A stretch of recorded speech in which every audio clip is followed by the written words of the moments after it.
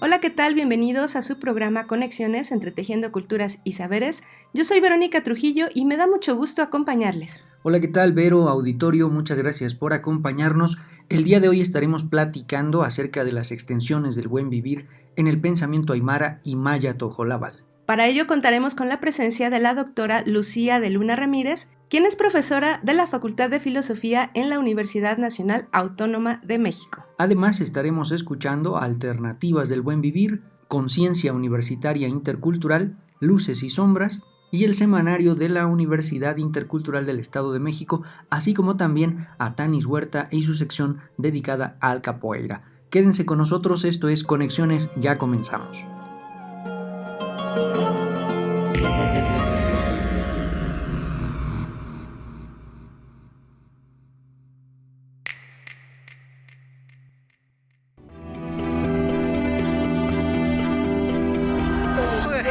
Najo Viejevi, Shimopanoltican, Chetani, Shimopanolti. Esto es Conexión. Entre Tejiendo Culturas y Saberes.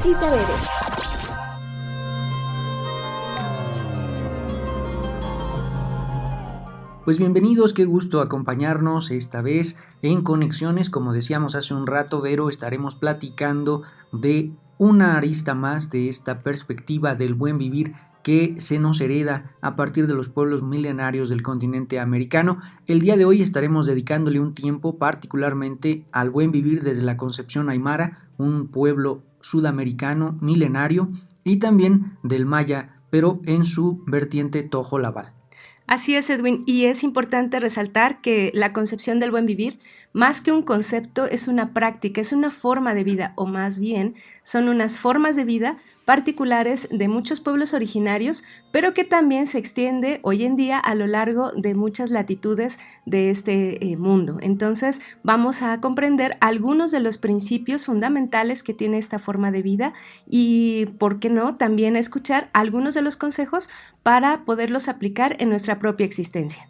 Y el buen vivir además también se puede rastrear en otras latitudes. Fíjense que revisaba recientemente la propuesta de un pensador español llamado Ortega y Gasset, que habla precisamente también de una perspectiva cercana a lo que podemos entender como buen vivir. Él denomina bienestar y que la búsqueda final y última de la humanidad es siempre orientarse hacia un bienestar muy cercano a la concepción que se tiene en los pueblos originarios del buen vivir. Todos estos diálogos potenciales son los que se procuran rastrear a partir de las invitaciones de nuestros personajes en este programa, y es precisamente de lo que trataremos de estar explicando y compartiendo con todos ustedes el día de hoy. Vamos a escuchar precisamente y sobre esta misma dinámica a Adriana Rodríguez y alternativas del buen vivir. Quédense con nosotros, esto es Conexiones, ya estamos iniciando, escúchenos.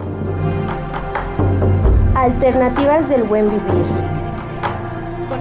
Con Adriana Rodríguez. Ciclos. Hablaremos de los ciclos. El espacio-tiempo es cíclico, por lo que nada tiene que ver con la visión lineal de un tiempo separado del espacio. Ese tiempo en el que vamos hacia adelante o hacia atrás en un camino que nos preocupa y poco nos ocupa. El espacio-tiempo pasa porque ambos conceptos están unidos, espacio y tiempo. Son el estar ocupando un espacio, un lugar, un campo, desde la conciencia y presencia de estar, valga la redundancia, presente. Mientras el tiempo va marcando el ritmo de los ires y venires de la existencia o presencia. Para comprender mejor este juego de palabras, simple y complejo a la vez, te invito a que te imagines observando un lago al que lanzas una piedra que al caer genera ondas. Ondas que van y vienen, que se mueven como las olas que observas desde la presencia de estar ahí, percibiendo el ir y venir del agua. La observación desde la presencia es el espacio que ocupas. Tú ocupas ese espacio que ocupa el agua, la piedra. Mientras que las ondas son el tiempo que va y viene. Asimismo es la vida desde la cosmovisión de la conciencia del espacio-tiempo como un todo que habitas y te habita. Y en ese espacio-tiempo existen los ciclos. Los ciclos están en todo. van y vienen. Ciclos en nosotros desde el nacimiento, bueno, desde los 9 meses del embarazo, que coincide con el cultivo de la vida. Luego viene el parto, la infancia, los ciclos que hacen que pasemos de bebés a niños, luego a adolescentes, a jóvenes y adultos. Y así los ciclos de la vida se pueden dividir en lunas, como las 13 lunas que vemos cada 28 días, o los ciclos de 7, 9, 13 años que van sumando y marcando distintas etapas en el ser humano y que cada pueblo la mide a su manera. Esos ciclos son los calendarios, que pueden ser de cosechas o ecológicos, como los de la selva, que son ecológicos, que marcan el ritmo de la vida y la sinfonía con la que se sintonizan las comunidades con los alimentos, los animales, las épocas de lluvias, veranos, el ritmo de los ríos, de las sequías, de los vientos y del fuego en la selva. Los antiguos medían esos ciclos en distintos espacios-tiempos que iban desde lo más pequeño, por ejemplo los 9 meses, hasta los más grandes, como los más de 25.000 años de cada gran ciclo cósmico. Así, los calendarios mayas, incas, hopis y de los pueblos conectados con los ciclos de la tierra y del cielo y viceversa, se sintonizaban con los ritmos de la vida, esa que va y viene más allá de lo que marcan las olas lineales que nos enajenan de nuestra naturaleza humana. Pero hay ciclos que seguimos viviendo, aunque muchas veces no somos conscientes de su importancia. Son los solsticios que ocurren cada 6 meses, que en el calendario gregoriano han asimilado a las celebraciones de San Juan, que son el Inti Raymi, la fiesta del sol, del gran astro que da energía a la vida, permite la abundancia en las cosechas y la distribución del alimento. También celebramos el solsticio de invierno, que en el norte se celebra con la nieve que representa a Papá Noel, la Navidad que se ha distorsionado en el consumir, olvidando la sabiduría de otros pueblos para celebrar la vida. Sí, celebrar la vida y sintonizar con los ciclos y con nuestras propias etapas para poder danzar en conciencia del aquí y ahora la vida. Ese es el camino consciente de la vida plena y del buen vivir, aquí y ahora. Alternativas del buen vivir. Con Adriana Rodríguez. ¿Te gusta trabajar en el campo? Inscríbete a Desarrollo Sustentable, donde puedes aprender distintas herramientas de aprovechamiento ecológico para la solución de problemas de los ecosistemas y la conservación del patrimonio biocultural de los pueblos originarios. Te esperamos en la UIM.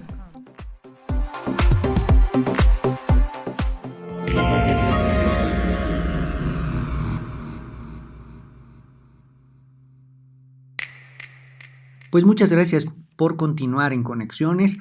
Vamos a dar paso a la entrevista precisamente con la doctora Lucía de Luna Ramírez para poder comenzar con este diálogo. Muchísimas gracias, doctora Lucía, por acompañarnos en Conexiones. Antes de comenzar con la entrevista, vamos a escuchar algunos datos de su biografía. Lucía de Luna Ramírez, doctora en Filosofía por la UNAM, profesora de Problemas de Filosofía en México y Latinoamérica de la Facultad de Filosofía y Letras. En el 2021, el Centro de Investigaciones de América Latina y el Caribe publicó su libro Justicia Comunitaria, Senderos del Buen Vivir entre Aymaras y Tojolabales, Suman Gama Gamaña y Lequitalquil. Es un honor recibir a la doctora Lucía de Luna Ramírez. Muchas gracias por acompañarnos en Conexiones este día. Les envío un cordial saludo a quienes nos escuchan, especialmente a Verónica y Edwin. Gracias por la invitación para participar en este espacio de Conexiones para aportar al tejido multicolor que se realiza en sus programas, esta vez desde lo que nos enseña el pueblo aymara de Bolivia y el maya tojolabal de Chiapas. Y platíquenos, para entrar en el tema, cómo es que las formas de vida que propone el buen vivir se vinculan de manera preponderante con los pueblos milenarios. En primera instancia, me parece importante mencionar algunos de los principios organizativos que conforman el buen vivir de aymaras y tojolabales. Uno de estos principios es el corazón, la vida de todo cuanto existe, que es nombrada como Ajayu para los aymaras y Alzil para los tojolabales. Este principio de vida se encuentra en cada uno de los no objetos que pueblan el universo, como lo diría Carlos Lenkersdorf, porque todo tiene vida, todo tiene corazón. Por ello, Lenkersdorf habla de una comunidad biocósmica, porque todo el cosmos vive, nos habla, nos interpela, y hay que saber escuchar sus palabras, que muchas veces pueden pasar desapercibidas. Para escuchar al biocosmos hay que abrirse a él, salir del yo egoísta, para encontrarnos con los demás sujetos que existen, que forman parte de nuestra existencia y que nos enseñan a tomar en cuenta esa diversidad, respetarla y convivir con ella. Este principio de vida de todo cuanto existe nos permite entender otro elemento muy importante para el buen vivir aymara y tojolabal. Nos referimos al jiwasa para los aymaras y el kentik para los tojolabales. El nosotros vivimos en una comunidad de vida, una comunidad intersubjetiva, una comunidad nosótrica, y no se puede pensar en satisfacer necesidades individualistas. Al comprenderse parte de un todo, las relaciones son nosótricas, de encuentro con la diversidad, de diálogo, de escucha. Esta importancia que se le da a la comunidad y la concepción de que la diversidad, los opuestos, los contrarios, no son enemigos a los que se tienen que rechazar, excluir o exterminar, es una clave para aprender a vivir en relaciones más armónicas. Estos son algunos de los elementos que nos ayudan a comprender lo distantes que son las sociedades de consumo del buen vivir de los pueblos milenarios. No hay que idealizar, pero sí hay que reconocer que estos pueblos han conservado una sensibilidad ancestral para reconocer que lo más importante es la reproducción de la vida misma, y que la vida se necesita cultivar con muchos cuidados, al igual que se cultiva la semilla. En una charla sobre el buen vivir, Manuel Bolón Pale explicaba que hay una sola manera de buen vivir, y eso es cierto, en el sentido de que el buen vivir solo puede ser si lo que se busca es la vida, la reproducción de la vida, y si cada una de las actividades que se realizan son para la vida. En esto los pueblos milenarios tienen mucho por enseñarnos. Su relación tan entrañable con la Madre Tierra les permite y les muestra un horizonte muy amplio que los impulsa a salir de sí mismos para comprenderse como parte de una comunidad de vida. Esto agudiza su sentido de la escucha verdadera, que recibe a la palabra del otro como un regalo que se nos da, que nos complementa, porque es algo que nosotros no tenemos, que es propio del otro y que nos hace falta. La escucha para estos pueblos es sagrada, se escucha con todo el ser, con el cuerpo, con los sentidos, con el corazón, con la cabeza. Entonces, en diálogo, nos conduce a respuestas prácticas y comunitarias. No podemos vivir sin el otro, y lo que al otro le afecta también nos afecta a nosotros. Cuando perdemos esta perspectiva, el corazón pierde su vigor, se adormece y podemos tolerar toda forma de injusticia contra los otros, mientras no me toque a mí, mi vida, mi estabilidad. Qué ilógico, ¿no? ¿Cómo podemos pensar que los daños que se causan a algunos nos repercuten a nosotros? Por último, el sentido de la reciprocidad propio de estas civilizaciones ancestrales se nombra como Aini para los aymaras y Escoltabactic para los tojolabales. Esto nos habla de un caminar junto con los demás, con un cuidado mutuo, en el que se comprende la importancia del dar y del recibir como un rito sagrado. Félix Laime Pairumani decía que solo un sinvergüenza no devuelve el Aini. La reciprocidad nos hace conscientes de que todo el tiempo estamos recibiendo algo de los demás, y cuando digo los demás, me refiero a toda la comunidad biocósmica. Por lo mismo, nos toca responder a ese don con nuestro propio don, aunque cueste. La reproducción de la vida es algo que duele, que cuesta. Se requiere nuestro esfuerzo, del trabajo de todas las partes, pero un trabajo en la alegría comunitaria, como lo podemos ver en la fiesta de la siembra de nuestros pueblos milenarios. Todos estos principios se viven y se transmiten de forma natural en la vivencia comunitaria. Los niños aprenden de la comunidad en la práctica. Desde pequeños se forma su sentido nosótrico, reconocen su importancia para la comunidad, porque desde pequeños se les permite participar en actividades comunitarias. Por ello, se desarrolla su confianza y su deseo de aportar a la comunidad.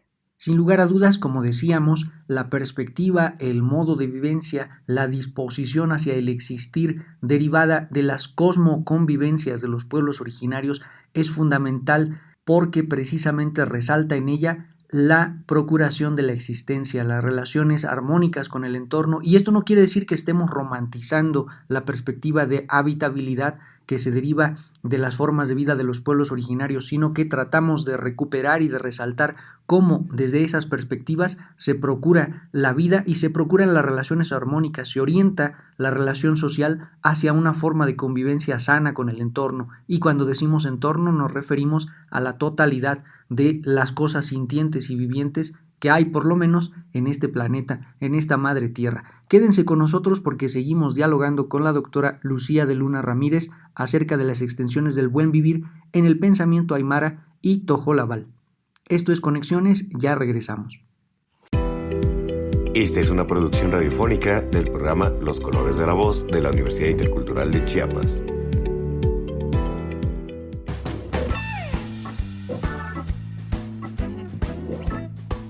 Hola, ¿cómo les va? Nos encontramos con el colega Andrés Arias. Le agradecemos mucho que nos pueda compartir esta entrevista sobre la conferencia que impartió recientemente en la Universidad Intercultural de Chiapas, sede central San Cristóbal de las Casas, con el tema La Universidad en Jaque. Es un gusto poder conversar contigo y platícanos sobre qué trató esta conferencia. Hola Gaby, pues muchas gracias por darme el espacio y permitirme compartir la conferencia que dimos hace unos días. Fíjate que estoy muy contento porque pues pude presentar el resultado de 4 años de trabajo básicamente, ¿no? De investigación, y lo hicimos aquí en la UNICH, con la compañía sobre todo de colegas, maestras y maestros, amigos, amigas, incluso con un grupo de estudiantes de la Maestría en Estudios Interculturales. Y bueno, ahí nos explayamos con una serie de aportes, de ideas que yo vengo trabajando como parte de mis estudios de doctorado. Y como tú sabes, pues la tesis se titula La Universidad en Jaque, que es una afirmación de las dificultades que tiene la universidad para hacer frente a la diversidad y a las diferencias étnico-culturales, como las que enfrentan las universidades interculturales, ¿no? Fíjate que yo me sentí muy a gusto porque platicamos muy bien de cómo fue la elaboración, los encuentros, los aportes que fui encontrando en la tesis. Yo te puedo decir que en términos así muy, muy generales, muy simples, la tesis es como una búsqueda de qué tan posible es una formación crítica en la Universidad Intercultural cuando colocamos el cuestionamiento de las formas de colonialismo que hay en las relaciones sociales que vivimos, que son capitalistas, que son patriarcales, que son muy racistas, y también qué tan posible es una formación crítica frente a la diferencia étnica, ¿no? Que está arraigada en este nacionalismo mestizofílico que todavía vivimos, y en el fantasma de lo que yo llamo el fantasma del indigenismo que se pasea por los pasillos y las aulas universitarias, ¿no? Un indigenismo del siglo XX que como política de Estado latinoamericana pues se impregnó en nuestras identidades, en los discursos, en las disposiciones arquitectónicas, en los programas, etc. Entonces, quizás para algunos resulta angustiante, ¿no? La búsqueda de posibilidades en un concierto de regímenes, de la praxis, de lógicas de poder que configuran nuestras praxis como profesores, como docentes, porque es una angustia estar tratando de encontrar qué sí podemos hacer para intentar cambiar el rumbo de las cosas y qué se nos convierte en una camisa de fuerza, ¿no? Yo pienso que la lógica escolar, la lógica burocrática, este nacionalismo mestizofílico del que hablo son camisas de fuerza. También el tema de la práctica científica y logocéntrica de la universidad con este eurocentrismo muy arraigado en los recintos académicos, no solo en las interculturales, sino en todas las universidades convencionales. Todas estas son camisas de fuerza que de alguna manera nos obligan a seguir un conjunto de pautas, de disposiciones, de obligatoriedades, ¿no?, para los profesores. Y bueno, yo comparto en mi tesis cómo fui encontrando las posibilidades de pedagogías disruptivas, de pedagogías conscientes, dialógicas, de inspiración decolonial, de inspiración intercultural, que siempre van a enfrentar estas lógicas, siempre las van a enfrentar. Entonces, ¿qué tanto podemos hacer para ir cambiando la forma en cómo hacemos docencia, ¿no? Por eso hablo de pedagogías disruptivas en la tesis. Y bueno, la tesis está libre, la verdad la pusimos por ahí en unos vínculos que ojalá puedas compartir de alguna manera con tu público, porque sí es una tesis de Ciesas Occidente que yo he puesto a disposición del público en general, ¿no? Ojalá que se pueda difundir lo más que pueda. Yo te agradezco muchísimo este pequeño comentario y quedo ahí al tanto de tu público y de ustedes. Un abrazo fuerte, muchas gracias. Muchísimas gracias, Andrés, por este compartir. Muchas felicidades, no solamente por obtener el grado de doctor, sino también por abordar este tema que nos concierne, no solo a quienes formamos parte de las universidades interculturales, sino a la sociedad en general. Por los colores de la voz, María Gabriela López Suárez.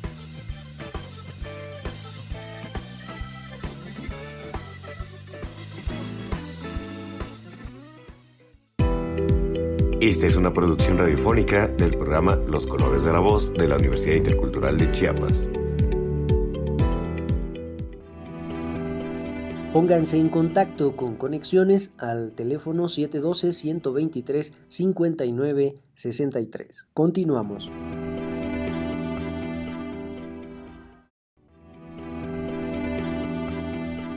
Escríbenos conexiones.ci@uyem.edu.mx. Continuamos. ¿Te interesa la paz y la solución a los conflictos escolares y cuentas con una licenciatura? Te invitamos a que te inscribas en la Maestría en Interculturalidad para la Paz y los Conflictos Escolares, fundamentada en las herramientas teóricas, prácticas y metodológicas adecuadas para ejercer una docencia que lleve a la prevención y transformación de las violencias en la escuela y sus entornos. Te esperamos en la UYEM. Inscríbete.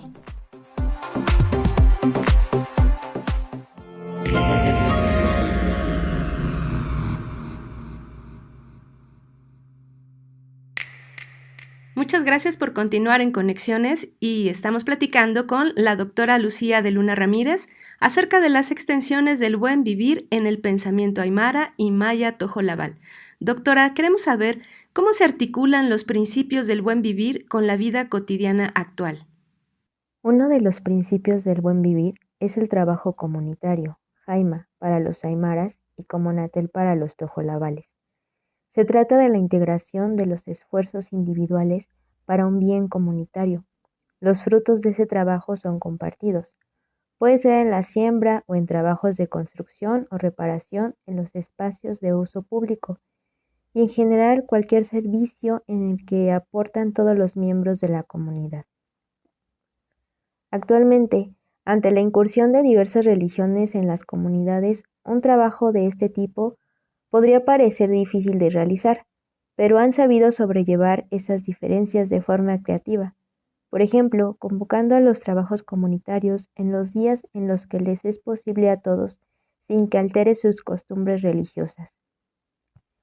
Lo que mencionaba sobre la inclusión de los niños en las actividades comunitarias muestra distintas dimensiones del buen vivir.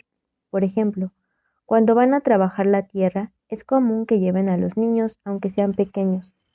Recuerdo cómo en una comunidad tojolabal, cuando fueron a cosechar el frijol, llevaron a una niñita que todavía no sabía ni caminar ni hablar, pero en cuanto la dejaron sentada en la tierra, se fue gateando rápidamente para ayudar a cosechar el frijol que estaba en las matitas y que alcanzaba muy bien a pesar de su corta estatura. Lo que lograba juntar en sus manitas lo ponía en el cesto y rápidamente se iba a la siguiente matita. Nadie le había pedido que ayudara, pero ella lo hacía de forma natural, muy sonriente, contenta de poder aportar en el trabajo como parte de una comunidad. Aprendía de la observación, de la experiencia. Hoy en día nos tendríamos que preguntar si en nuestras sociedades estamos educando a nuestros niños para ser parte de una comunidad o para aislarse detrás de una pantalla. En ambos casos, los niños reproducen lo que ven de su entorno. En este ejemplo de la niña se encuentra presente el sentido nosótrico, la escucha comunitaria. La pequeñita no hablaba, pero observaba, escuchaba y aprendía de la comunidad. A su vez se muestra la reciprocidad. Ella, como pequeña, recibe todo de su comunidad y había aprendido que también podía dar y que era reconocida por ello, por aportar su trabajo en la medida de su posibilidad. En cuanto a la justicia comunitaria, que es otro de los principios del buen vivir, cuando las autoridades aymaras acuden con las personas en conflicto para resolver problemas particulares que no atañen a toda la comunidad, les ofrecen coca para abrir el diálogo de forma fraterna y para favorecer la escucha intersubjetiva, haciendo partícipe del diálogo a la Pachamama, la Madre Tierra. Las hojitas de coca también estarán presentes en sus asambleas comunitarias. Para aymaras y tojolabales, la justicia comunitaria se ejerce en el diálogo. Por ello, las asambleas Ulaca para los aymaras y Somgel para los tojolabales son el núcleo del poder político comunal, porque las autoridades no son quienes toman las decisiones, sino que obedecen y responden a los acuerdos tomados por la comunidad en las asambleas. Un ejemplo del ejercicio de la justicia comunitaria entre los tojolabales es el siguiente. Una comunidad A lleva a pastar su ganado en las tierras de la comunidad B. La comunidad B reaccionó hablando con la otra comunidad para pedirle que no reincidiera en esa práctica. Pero como lo volvieron a hacer, pues tenían que hacer algo distinto. La comunidad B llegó a un acuerdo que consistía en trasladar el ganado de la comunidad A la escuela, y así les cobrarían una multa para sacarlos. La asamblea dilató durante algunas horas hasta que se llegó a ese acuerdo, pero la participación de la comunidad no terminó ahí. Al ser un acuerdo consensuado, de manera que todos estaban de acuerdo, la puesta en práctica de la solución también requirió su participación, así que todos los que formaban parte de la comunidad de la asamblea fueron a acarrear el ganado hasta la escuela. Esto fue un trabajo pesado, pero se manifestó que el poder comunal asume su responsabilidad no solo en la toma de decisiones, sino también en la práctica concreta de la justicia. Ahora bien, para hablar del sentido nosótrico que reconoce que todo cuanto existe tiene vida, y cómo se traduce en el respeto que tienen a la Madre Tierra y su relación con ella, podríamos mencionar la constante preocupación de los pueblos milenarios por la Madre Tierra. Los aymaras la nombran como Pachamama, los tojolabales Nanticlum Quinal, y pues por ejemplo los tojolabales dicen vamos a visitar la milpita para que no se ponga triste. Un ejemplo de esta relación con la Madre Tierra es la fiesta del Rosario en el mundo aymara. Es la fiesta después de la cual inicia la siembra. Es una fiesta cargada de simbolismos que representa la lucha entre dos opuestos, la masculinidad del viento y la feminidad de la lluvia. Cada comunidad entra bailando al centro de la marca, la comunidad, al ritmo de la quina, la flauta masculina que despide al viento, y la pinquillo, esta flauta femenina, para llamar a la lluvia. De esta manera se propicia una conexión con la Pachamama para que la siembra sea fructífera. Durante esta fiesta, las malcutaicas, es decir, las autoridades femeninas, ofrecen a todas las personas alcohol y coca. Y por supuesto, el primer trago se ofrecerá primero a la Pachamama, como un acto de respeto y de reconocimiento de su presencia en la fiesta, y también en la siembra que se realizará en los días posteriores. La práctica del buen vivir en las comunidades aymaras es sencilla y cotidiana. No son recetas o reglas impuestas, son vivencias que se aprenden desde los primeros años de vida, de forma natural, a partir de la escucha, la observación y la pertenencia a una comunidad que cuida su relación con cada sujeto del biocosmos, porque reconocen su importancia para el bien comunitario. Se cuida que las relaciones intersubjetivas sean respetuosas, aunque no siempre es así. En las comunidades, por supuesto, surgen conflictos, pero su concepción de que las diferencias, los opuestos, son parte de la naturaleza y que esas contrariedades se requieren para la reproducción de la vida, les permite reconocerse como parte de un biocosmos diverso y en enfrentamiento. Eso los impulsa a aprender a vivir en el conflicto, sin que se recurra a acciones violentas que atentan contra la vida, sino a proponer soluciones, aunque impliquen grandes esfuerzos a lo largo del tiempo. Y aún así, pues no siempre se logra. Y para ahondar en esta explicación, ¿cómo dialogan las perspectivas del buen vivir aymara y tojolabal? Como había mencionado, no es que existan muchos tipos de buen vivir. Solo hay una forma de vivir bien. Solo podemos vivir bien cuando comprendemos que el sentido de nuestra existencia es la reproducción de la vida, y la vida solo se reproduce en la alegría comunitaria, en el nosotros que vincula a todos los sujetos del biocosmos, en un respeto mutuo y recíproco de la vida de todos los sujetos que existen en su diversidad. Sentir, pensar y vivir de esta manera impide que existan relaciones de dominio, de explotación, de violencia y destrucción. El sentido comunitario es capaz de romper con la lógica de competencia que nos separa y nos convierte en enemigos los unos de los otros para obtener los fines egoístas. Este sentido comunitario es lo que tienen en común los aymaras y tojolabales, y podríamos ampliarlo a todas las civilizaciones milenarias que, a pesar de los constantes embates del sistema dominante, resisten y defienden la vida, aunque por ello sean considerados como incivilizados, al ser medidos desde los marcos cerrados del progreso y el desarrollo. Por ejemplo, cuando llegan los promotores de programas sociales a las comunidades para proponerles supuestos apoyos para aumentar el rendimiento económico de sus tierras a través de la producción y venta de monocultivos, en las comunidades les responden: ¿usted vendería a su madre? La tierra es considerada como una madre, es sagrada porque da la vida, porque nos hermana con todos los demás sujetos que la pisan, la comen y se relacionan en ella. La madre tierra nos sostiene, hace posible la reproducción de la vida y nuestro propio equilibrio. Pero retomando el punto de relación entre la perspectiva aymara y tojolabal, si bien es cierto que solo puede existir una forma de vivir bien, las prácticas entre los diversos pueblos milenarios naturalmente son diversas.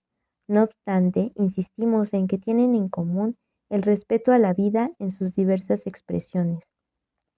Este respeto a la vida hace posible que, por ejemplo, puedan renunciar a sus intereses individuales o familiares en bien de la comunidad. ¿Cómo es posible que logren ponerse de acuerdo cuando hay intereses distintos? Porque en medio de las diferencias se hace presente el nosotros, que les recuerda que no pueden haber bien para unos cuantos. El bien es para todos o no lo es. Entonces las decisiones que se toman serán para el bien de la comunidad, aunque pueda implicar desavenencias para algunos. Esto, por supuesto, no es fácil ni rápido. Implica un gran esfuerzo de diálogo, de escucha, en el cual la comunidad tiene la labor de recordar lo que es más importante, despertar el sentido nosótrico entre quienes no lo quieren reconocer. Otro punto importante es que para aymaras y tojolabales los opuestos no se pueden rechazar porque son parte de la naturaleza del biocosmos. Las contradicciones son también necesarias para la vida. La semilla tiene que negarse a sí misma, tiene que morir para hacer posible la reproducción de la vida.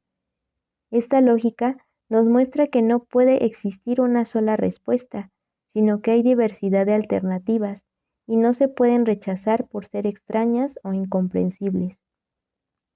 Entre aymaras y tojolabales existen diversos conceptos que comparten sus significados, pero también se trata de palabras polisémicas que encierran dentro de sí sentidos más profundos y distintos. Hablamos del jiwasa para los aymaras y del kentik para los tojolabales, que se puede traducir como nosotros, el ajayo aymara y el atzil tojolabal, que se puede comprender como el principio de vida de todo cuanto existe, el aini y el escolta bhaktik, que es la reciprocidad o la complementariedad. Pero todos estos conceptos encierran matices particulares en sus formas propias de vivirlos. Por ejemplo, respecto a la reciprocidad, una forma práctica de comprenderla para los aymaras es a través de lo chixi, que de acuerdo con Silvia Rivera Cusicanqui, es un color que surge de la unión de dos colores opuestos, como el blanco y el negro, que da como resultado un gris jaspeado. Ambos colores se unen, pero no se mezclan del todo. Es blanco y negro y no lo es a la vez. Esto es una forma de entender a la reciprocidad o la complementariedad desde la lógica de la incertidumbre, como cuando cae un rayo en la noche, según el cielo y la tierra, es luz y oscuridad, y a la vez no lo es. Los tojolabales no nos hablan del color chixi, el gris jaspeado de los aymaras, pero sí, por ejemplo, nos hablan del yaash, que es el color azul y verde.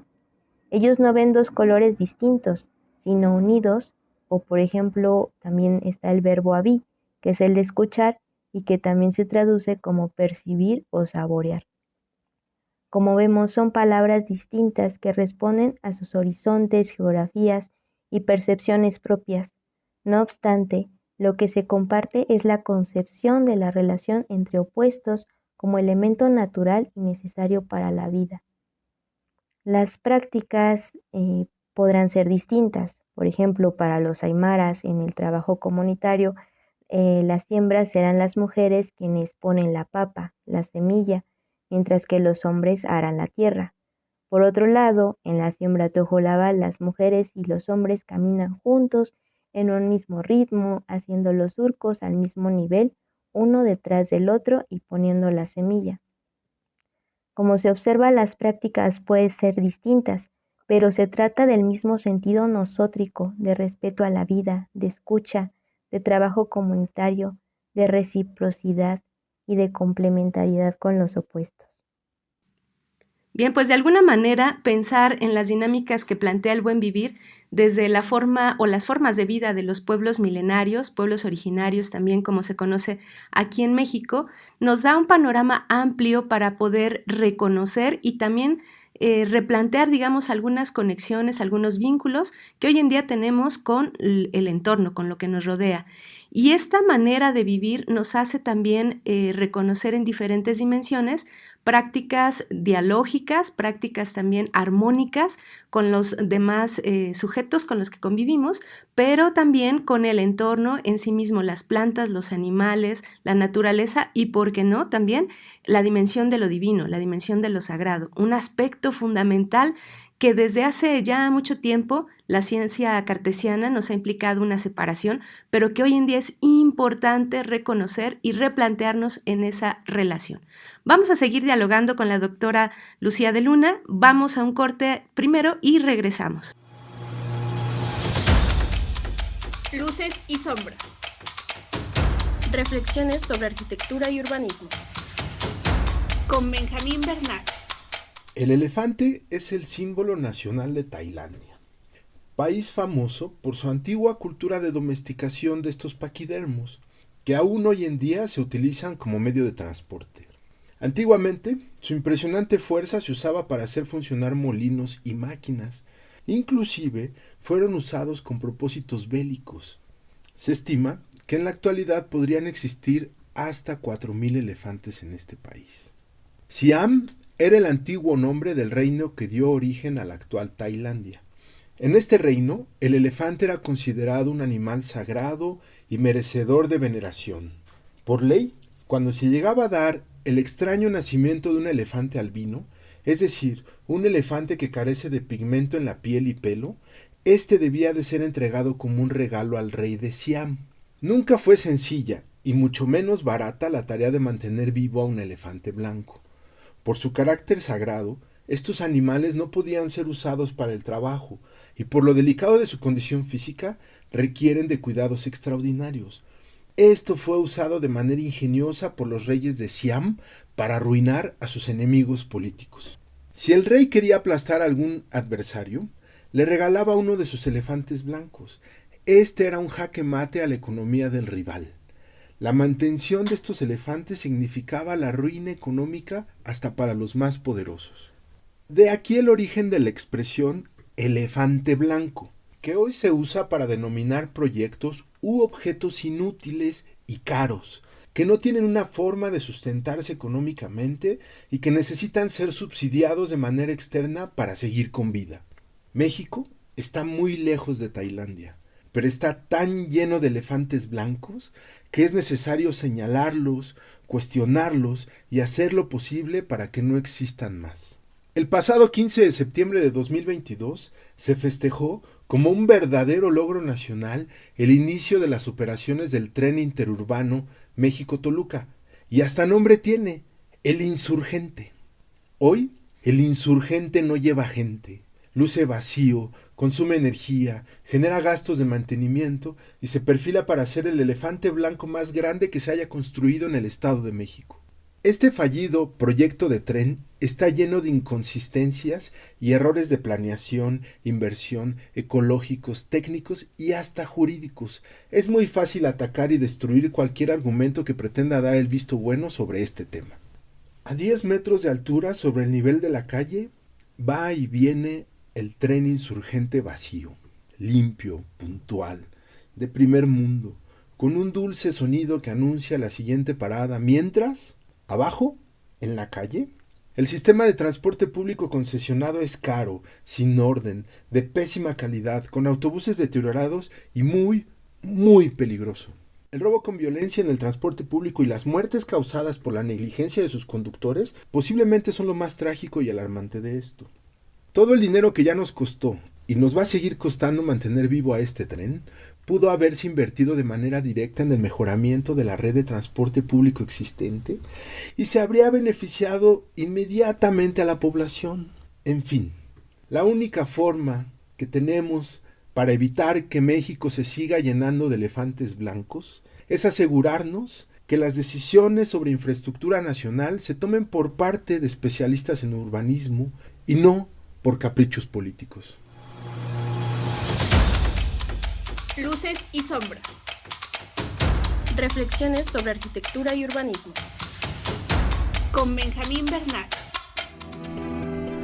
Pónganse en contacto con Conexiones al teléfono 712-123-5963. Continuamos.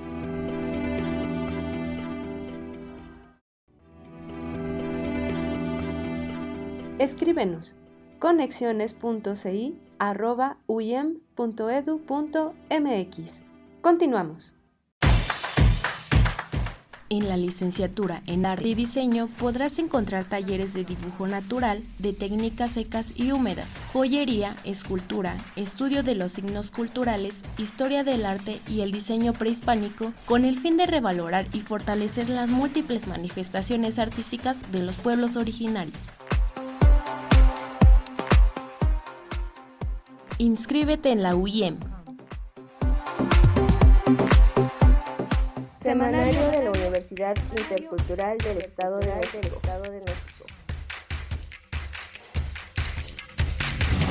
El maestro Antolín Celote Preciado, rector de la Universidad Intercultural del Estado de México, se presentó oficialmente con los alumnos de la UIEM. De igual manera, les dio la bienvenida en este nuevo semestre.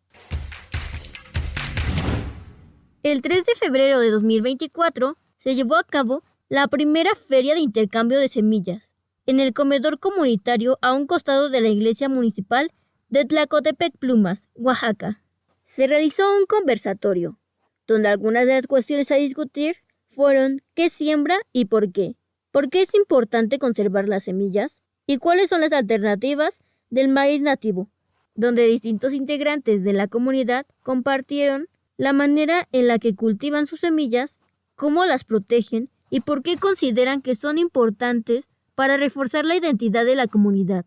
Se realizó una ponencia magistral por la doctora Adela San Vicente Tello.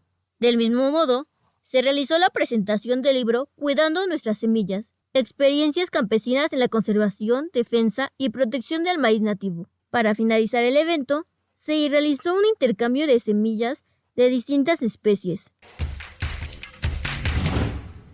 Este 3 de febrero, miembros de la Universidad Intercultural del Estado de México visitaron Salinas Las Chiquitas, ubicado en Zapotitlán Salinas, del Estado de Puebla, donde pudieron conocer el proceso para la elaboración artesanal de la sal de grano, además de la gran tradición e historia que este proceso conlleva. Semanario de la Universidad Intercultural del Estado de México.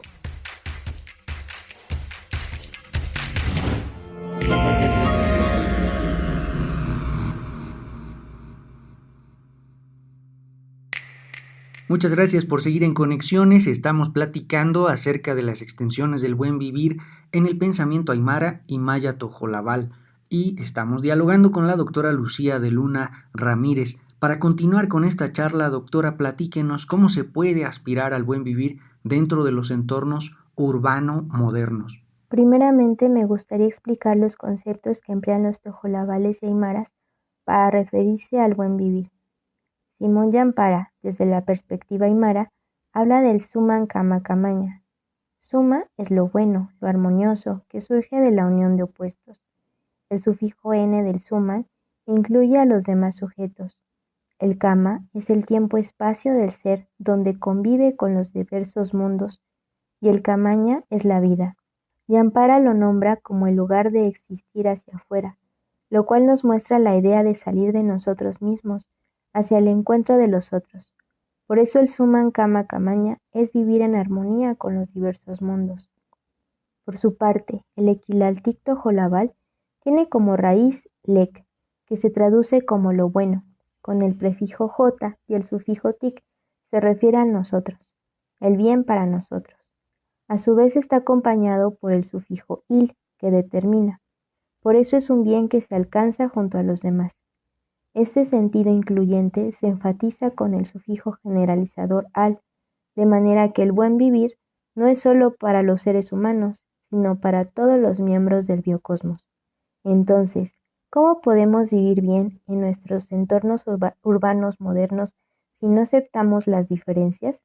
Si antes de aprender a convivir con el otro parece más fácil ignorarlo o exterminarlo, si parece tan arriesgado y difícil crear relaciones con otras personas que preferimos relacionarnos con perros y gatos, si en lugar de reconstruir o reparar relaciones de forma artesanal, poniendo nuestro esfuerzo, nos dejamos llevar por la lógica de mercado, de la obsolescencia programada, del úsese y tírese, y optamos por la opción más cómoda de romper relaciones de formas cada vez más frías, como el ghosting, es necesario reconocernos como parte de un todo, y que la armonía no es posible sin el conflicto. Estamos en relación con diversos mundos, el material y el espiritual, el ancestral, mineral, animal y humano, el mundo de las emociones y los sentimientos, las palabras y los sueños, de los pensamientos y del cuerpo. Si nos aislamos de alguno de estos mundos o no lo tomamos en cuenta, perdemos el equilibrio y dejamos de tener parte en la reproducción de la vida. Debemos cuestionarnos cuáles son nuestros principios organizativos, si nuestras prácticas cotidianas son encaminadas a generar comunidad, que hace posible la vida, o a perspectivas individualistas y estériles. Un punto clave para iniciar este proceso sería como nos dicen los tojolabales, en voz de Ellen Kersdorf, aprender a escuchar. Una escucha verdadera, con el corazón. Una escucha que recibe la palabra del otro como un regalo, que nos hace falta para comprender un pedacito más de nuestra realidad y para aprender a vivir en ella en relación con los demás. También tendríamos que deshacernos de la idea absurda de que el otro diferente es nuestro enemigo. Como dice la mayor Ana María del ZLN, somos iguales porque somos diferentes. Nuestras diferencias nos hermanan a los demás, no nos separan. Son necesarias para la vida. Requiere de mucho esfuerzo y trabajo y nos puede parecer imposible en situaciones límite, pero mientras nos neguemos a la posibilidad de entablar relaciones con nuestros contrarios, entonces las guerras y todas las formas de violencia y muerte seguirán ganando terreno. Podemos emprender distintas formas de resistencia, aunque puedan parecer pequeñas. La semilla no se ve, es muy pequeña, se oculta en la oscuridad de la tierra, pero tiene una fuerza vital tremenda. Entonces hay que hacer nuestros pequeños esfuerzos, ahí donde nos encontramos, cuidando la madre tierra, evitando el consumo desmedido de productos innecesarios que solo favorecen a la lógica del capital.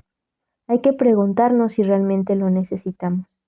Cambiando ciertas dinámicas, tacal, como dicen los tojolabales, poco a poco, desde nuestras posibilidades. Reconocer la vida de todo cuanto existe para cuidarla. El agua, las plantas, los animales. Buscar mejorar nuestras relaciones con los demás. Habría que cuestionarnos si realmente ponemos atención, incluso a nuestros seres queridos, aquellos con quienes convivimos diariamente. ¿Realmente los escuchamos? ¿Realmente les manifestamos cuánto nos preocupan? ¿O les hablamos y los oímos sin despegar nuestros ojos de nuestras pantallas digitales?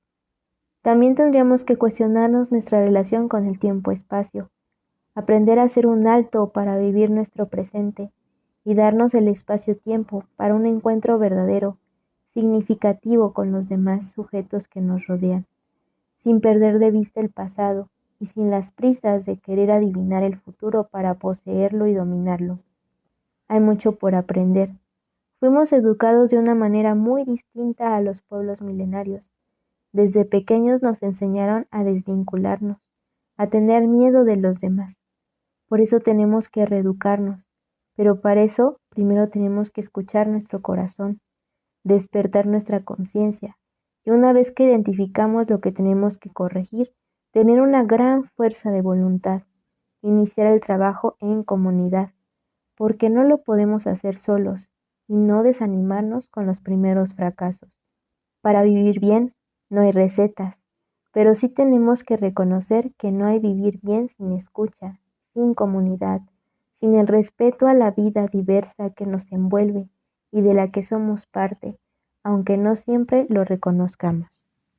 Todo un tema en cuestión porque precisamente no podemos aspirar y no podemos tampoco ponderar el regreso, el retorno o el vuelco de las sociedades actuales a esos entornos idílicos o a esos entornos de socialización de los pueblos milenarios. Sin embargo, sí podemos dentro de nuestros propios espacios recuperar algunos elementos que nos permitan acercarnos hacia esta condición del buen vivir, porque además de ello depende nuestras capacidades de sobrevivencia. Está comprometida aquí ya también la sobrevivencia de lo humano en el planeta Tierra y a la par algunas dimensiones de la existencia o de lo vivo en el propio planeta Tierra. Nuestras crisis del agua, nuestras crisis de la contaminación, nuestras crisis del aire están cada vez más cerca, son cada vez más encomiables y presentan cada vez más retos para resolverlos, sobre todo para las generaciones futuras y en un futuro no tan lejano, sino inmediato.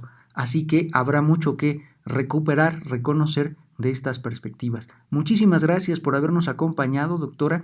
Es un placer haber dialogado con usted y esperamos en otra ocasión seguir charlando aquí en Conexiones. Agradezco nuevamente su escucha y quedo atenta a sus comentarios. Para que la escucha sea recíproca, me pueden escribir a lucia.deluna.ramirez@gmail.com. Gracias a Verónica y Edwin. Hasta pronto. Vamos a escuchar a Tanis Huerta y regresamos a este programa. Quédense con nosotros. Capoeira. Con Tanis Huerta. Hoy en día existen diferentes estilos de capoeira. Está la capoeira angola, está la capoeira regional y está la capoeira contemporánea. La capoeira angola, que es la más antigua, nosotros también la conocemos como la capoeira madre, porque es también de donde salen todos los demás estilos de capoeira. Y también la capoeira angola conserva todavía muchos de los cantos, los rituales que llegaron a América con los africanos que fueron esclavizados. La capoeira angola también se enfoca más en el tejido comunitario, en crecer como comunidad de capoeiristas, no tanto en la competencia o en la defensa personal. Los movimientos y los golpes de capoeira angola también son igual de peligrosos como cualquier otro estilo también de capoeira. Y pues bueno, uno de los representantes de toda esa tradición es Mestre Pastiña, que él fue quien heredó de los antiguos mestres, muchos de ellos africanos, pues este estilo, esta forma de capoeira, que es la capoeira angola. Después está la capoeira regional, que está aquí creada por Mestre Bimba, que bueno, también aquí él ya hace una mezcla con otras artes marciales occidentales. También se distingue más pues por la cuestión de la competencia, más de impacto, más de golpe, ¿no? Más rápido, también hacen muchas acrobacias. Y también bueno, uno lo puede distinguir con su forma de vestir. En la capoeira angola, por ejemplo, pues uno que practica este estilo de capoeira, pues normalmente está vestido con zapatos, pantalón, la camisa si bien fajada, ¿no? Muchas veces también traen un gorro, porque se juega mucho en el piso. En el caso de la capoeira regional, ellos utilizan, también se puede distinguir porque ellos utilizan un pantalón que se llama abadá, utilizan cuerdas que van atadas a su cintura, cuerdas de colores donde se distingue si tienen alguna graduación o no. También ellos utilizan muchas acrobacias, en algunos casos también es más de impacto, más de competencia, más de golpe. Y bueno, la capoeira contemporánea trata de mezclar esos dos estilos, utilizando también pues acrobacias, muchos practican movimientos de capoeira regional y también movimientos de capoeira angola, ¿no? Entonces ellos tratan de hacer una mixtura y también enfocarse pues en una cuestión más cultural, ¿no? Entonces esos son los estilos que prácticamente se conocen. Y me imagino que debe haber más, pero así los más visibles son esos tres estilos. Capoeira. Con Tanis Huerta.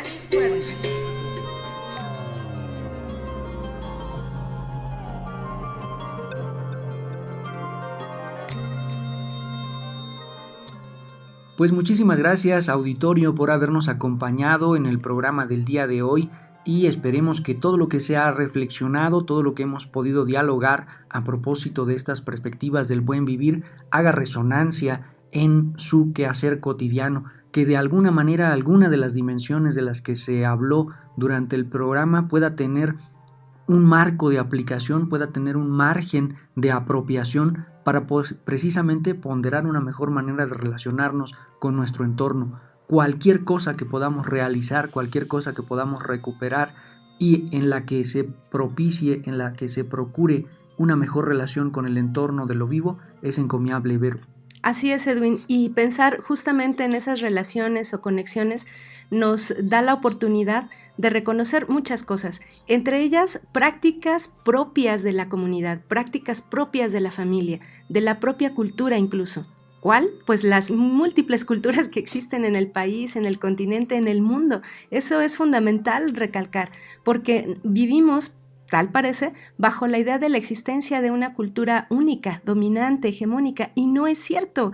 Esta idea de la multiplicidad de las culturas es una realidad viviente, es una realidad que nos interpela, que nos da la oportunidad de reconocer en esa riqueza diversa muchas formas de existencia y de vida, muchas otras formas también de solucionar los distintos problemas que tenemos a lo largo de los días. Entonces, es así que el buen vivir o los buenos vivires, para decirlo de otra manera, nos dan la oportunidad de repensar nuestro quehacer, nuestro comer, nuestro dialogar, nuestro hacer, nuestro estudiar, todo desde una postura crítica, desde una perspectiva crítica que nos ayude entonces a mirar estas otras áreas, otras perspectivas, fundamentadas también en este quehacer o en este sentipensar del humano con el cosmos. Nos ha dado mucho gusto estar con ustedes el día de hoy y esperamos que haya sido de interés este programa para ustedes. Agradecemos al equipo de producción para este programa de conexiones, Daniel Vallejo Garduño, Daniela Canuto, Ciro González, Edwin Morón y su servidora Verónica Trujillo. Tlazokamati Huelmillac Pampatica Quitotlachtol, Tikaki Seyok Tonali Octeipa.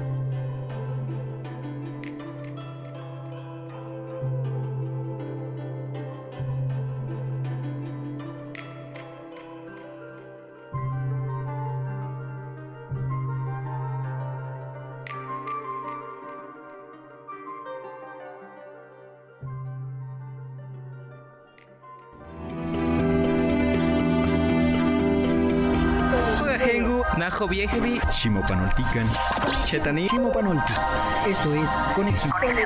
Entretejiendo culturas y saberes.